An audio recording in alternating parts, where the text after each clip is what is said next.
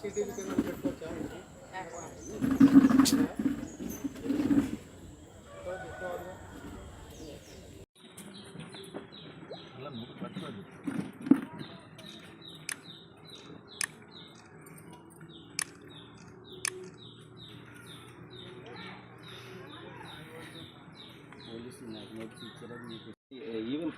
అమ్మాలిస్ వెళ్తారు కదండి, అమ్మాలిస్ కానీ క్యాజువల్ వాళ్ళకి కూడా అలా అదే విధంగా చెప్తారు.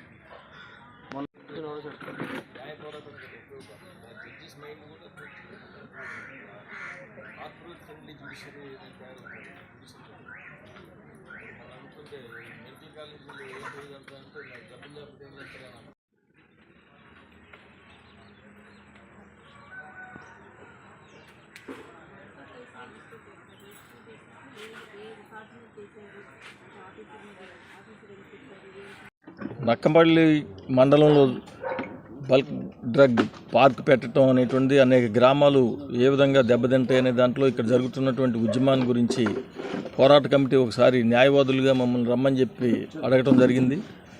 పోరాట కమిటీ అడిగిన దాని మీద ఈ రోజున మేము దాదాపు ఆల్ ఇండియా లాయర్స్ యూనియన్ తరఫున 16 మంది న్యాయవాదులు విశాఖపట్నం నుంచి, అదేవిధంగా గోదావరి జిల్లాల నుంచి ఈ ప్రాంతంలో ఉన్నటువంటి ప్రాక్టీస్ చేసేటువంటి న్యాయవాదులంతా మేము రావటం జరిగింది. అదేవిధంగా ఈ పోరాట శిబిరాన్ని కూడా మేము సందర్శించడం జరిగింది. అక్కడ పోరాటంలో పాల్గొనేటువంటి ప్రజలు వాళ్ళు ఎదుర్కొనేటువంటి అనేక సమస్యలను మాకు చెప్పడం జరిగింది. స్పష్టమైనది ఏమిటన్నట్లయితే 2 విషయాలు. ఇప్పటికే ఇటువంటి హెటిరో డ్రగ్స్ పెట్టడం వల్ల ఈ ప్రాంతంలో ప్రజలు ఏ విధమైనటువంటి ఇబ్బందులు పడుతూ ఉన్నారు అనేటువంటి విషయాన్ని స్పష్టంగా మా దృష్టికి తీసుకొచ్చారు వీళ్ళు. అంతేకాకుండా ఉద్యమం చేస్తున్నప్పుడు పోలీసులు చేసేటువంటి నిర్బంధ కాండం గురించి కూడా మాకు వీళ్ళు వివరించడం జరిగింది. మేము కొన్ని విషయాలు ఈ సందర్భంగానే మేము అక్కడ మాట్లాడటం జరిగింది. ప్రభుత్వం దృష్టికి కూడా మేము తప్పనిసరిగా తీసుకువెళ్తాం.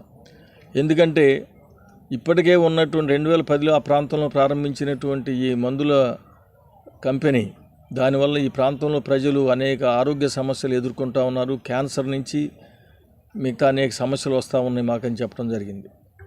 మరి కలెక్టర్ గారు ఈ మధ్య ఇక్కడ పర్యటన చేసినప్పుడు ఆమె దృష్టికి కూడా తీసుకెళ్ళామని, కానీ వాళ్ళు వ్యర్థాలని శుద్ధి చేసి మాత్రమే సముద్రంలోకి వదులుతున్నట్టుగా మాకు తెలుస్తూ ఉన్నది అనేటువంటి ఆమె అన్నారని కూడా విషయాన్ని చెప్పారు. వాళ్ళు ఏ పరీక్షలు అయితే చేశారో మనకు తెలియదు, కానీ మనకి ప్రజల సాక్ష్యం ఏమి జరుగుతూ ఉంది. దీనివల్ల ప్రజలు ఏ విధమైనటువంటి సమస్యలు ఎదుర్కొంటున్నప్పుడు అనేక మంది అనారోగ్య సమస్యలు ఎందుకు వస్తూ ఉన్నాయి, అదేవిధంగా చేపలు వాటంతటా అవే వేల కొద్ది చేపలు ఎందుకు చనిపోతూ ఉన్నాయి, నీటి మీద ఏంటంటే కెమికల్ రసాయనిక పదార్థాల తెట్టు ఎందుకు వస్తూ ఉన్నది, ఇదేమిటంటే డైరెక్ట్గా వదలటలేదు, అది సీపేజ్ వల్ల అదే జరుగుతూ ఉన్నది అనేటువంటిది చెప్తూ ఉన్నారు. అంటే ఈ రసాయనిక వ్యర్థాల వల్ల ప్రజలకి సమాజానికి వచ్చేటువంటి దుష్ఫలితాలు ఏమిటి అనేటువంటి స్పష్టంగా మన కళ్ళకు కనపడతా ఉంటే వాళ్ళు శుద్ధి చేస్తూ ఉన్నారు, వాళ్ళు చట్టాన్ని అమలు చేస్తూ ఉన్నారు అనేటువంటి మాటల్ని మనం ఏ విధంగా తీసుకోవాలి. మరి దీనికి వ్యతిరేకంగా మనం పోరాటం చేస్తూ ఉంటే మహిళల మీద చాలా దౌర్జన్యపూరితంగా పోలీసులు ప్రవర్తించారని మహిళలు కొంతమంది చెప్పారు. అదేవిధంగా గృహ నిర్బంధాలు వాళ్ళ ఇష్టరాజ్యం వచ్చినట్టుగా గృహ నిర్బంధాలు పెడతా ఉన్నారు.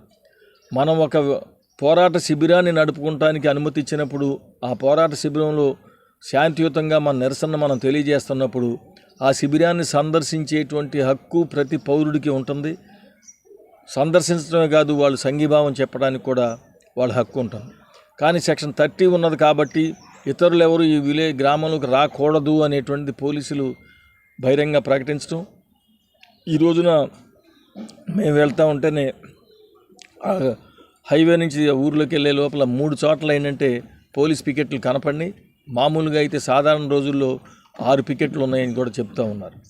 నిజమే, పోనీ సెక్షన్ 30 పెడితే సెక్షన్ 30 ప్రకారం గ్రామస్తులు కానటువంటి వాళ్ళు గ్రామంలోకి రాకూడదు అనేటువంటిది మీ ఆర్డర్లో ఎక్కడైనా మీరు చెప్పగలిగారంటే పోలీసులు అటువంటిది ఏం కాదు.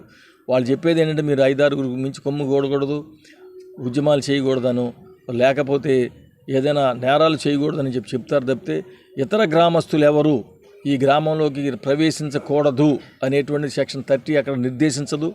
ఇది పోలీసుల యొక్క నిర్బంధ కాండకి మరొక నిదర్శనం. అంతేకాకుండా గృహ నిర్బంధం అనేటువంటి చూసుకున్నప్పుడు వాళ్ళకు ఉన్నటువంటి రోజుల తరబడి గృహ నిర్బంధం చేయడానికి ఏ చట్ట ప్రకారం వీళ్ళు చేస్తూ ఉన్నారు అంటే ఏ చట్టం వీళ్ళకి అటువంటి అధికారం ఇవ్వలేదు.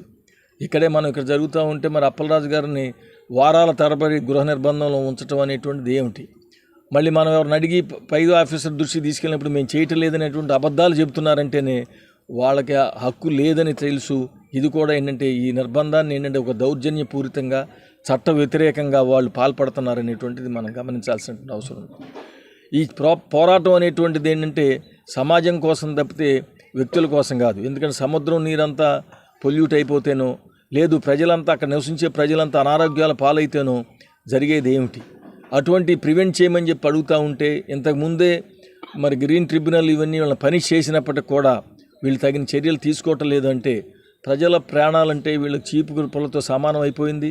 అభివృద్ధి పేరుతో ఏంటంటే కార్పొరేట్ శక్తులు వేల కోట్ల రూపాయలను సంపాదించుకునే దానికోసం వాళ్ళకి ఏంటంటే ఎర్ర తివాసీలేసి వీళ్ళు పిలుస్తున్నారు తప్పితే మరొకటి కాదు అనేటువంటిది కూడా మనం అర్థం చేసుకోవాల్సిన అవసరం ఉంది. అందుకని ఇది పర్యావరణం రీత్యా చాలా పెను సమస్యలను సృష్టిస్తుంది. దీన్ని మనం ప్రచారం చేయాల్సిన బాధ్యత ఉన్నదనేటువంటిది న్యాయవాదులుగా మేము ఫీల్ అవుతూ ఉన్నాం. అంతేకాకుండా పోలీసులు వాళ్ళ ఇష్టరాజ్యం వచ్చినట్లుగా నిర్బంధాన్ని పెంచడానికి కూడా ఏంటంటే మేము ఈరోజు ఈ కేసు అంతా స్టడీ చేసి ఏ విధంగా ఈ పోలీసుల మీద కూడా చర్యలు తీసుకోవాలి అనేటువంటిది కూడా మేము ఆలోచన చేస్తూ ఉన్నాం. ఆల్ ఇండియా లాయర్స్ యూనియన్ అనేటువంటిది ప్రజల పక్షాన న్యాయవాదుల సమస్యలు న్యాయవాదుల హక్కుల కోసం పోరాటం కాకుండా ప్రజలు సమాజంలో అట్టడుగున్నటువంటి పేద ప్రజలు మహిళలు వీళ్ళంతా ఆదివాసీలు ఎదుర్కొనేటువంటి సమస్యలకు న్యాయవాదులుగా మేము బలపరచడమే కాకుండా న్యాయస్థానాల్లో కూడా వాళ్ళ తరఫున ఉచితంగా కూడా మేము వాదించి నిలబడతా ఉన్నాం. అది ఆల్ ఇండియా లాయర్స్ యూనియన్ యొక్క హిస్టరీ. అందుకని మేము తప్పనిసరిగా ప్రజా పోరాటంతో కలిసి పోరాటంతో పాటుగానే న్యాయ పోరాటం కూడా మేము ప్రారంభిస్తామని మీకు తెలియజేస్తా ఉన్నాం.